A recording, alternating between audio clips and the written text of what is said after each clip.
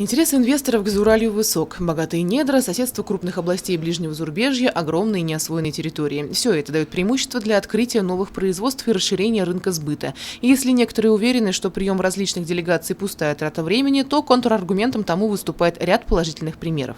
Инвестор из Челябинской области, компания «Ситно», вложил около полумиллиардов рублей в реконструкцию мельницы. Инвестор из Москвы, компания Global Edge, инвестировали средства в Сибайлеспром, организовав цех по глубокой переработке древесины. Продукция данного производства пользуется спросом не только у местного населения, налажены поставки в Казахстан. Кроме этого, есть хорошие примеры и среди сибайских инвесторов.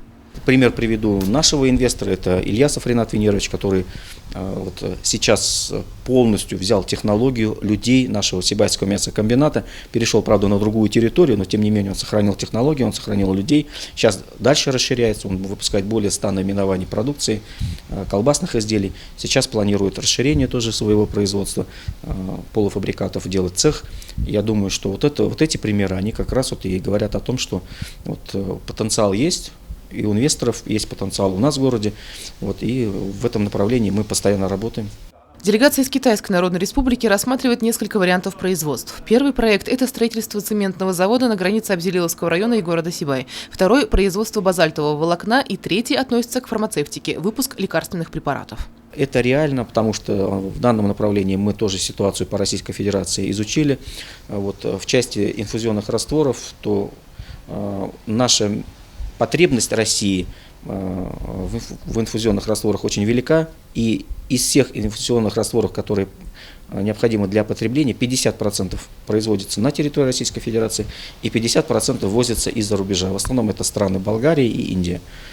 Поэтому, если у нас получится создать данное производство на территории города Сибай, то фактически мы можем это обеспечить работой, во-первых, очень большое количество людей, во-вторых, эта продукция, она постоянно будет пользоваться спросом, и у нас и население растет, естественно, и в стране, и в республике.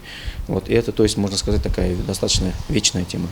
Для претворения проектов в жизнь обеим сторонам нужно выполнять ряд условий. Для многих инвесторов необходимы так называемые преференции, проще говоря, льготы для поддержки определенных видов деятельности, которые могут быть в форме снижения налогов, скидок, либо условий кредитования и другое. Многие инвесторы просят предоставления земельного участка без торгов. То есть сейчас, конечно, в условиях нынешнего законодательства это практически невозможно.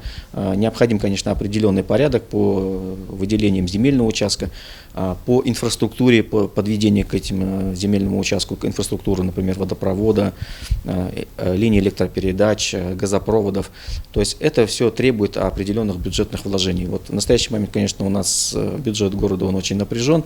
Нам хватает только для выполнения своих социальных обязательств, то есть уже для таких мероприятий у нас, естественно, здесь, конечно, средств не хватает. Несмотря на возникающие вопросы, местные власти будут рассматривать любой вариант сотрудничества с иностранными компаниями, так как в будущем это принесет хороший результат – развитие новых видов деятельности, трудоустройство местного населения и достойная заработная плата. Елена Афанасьева, Дамир Хайбуллин, Гульген Раскильдин, телекомпания СТВ.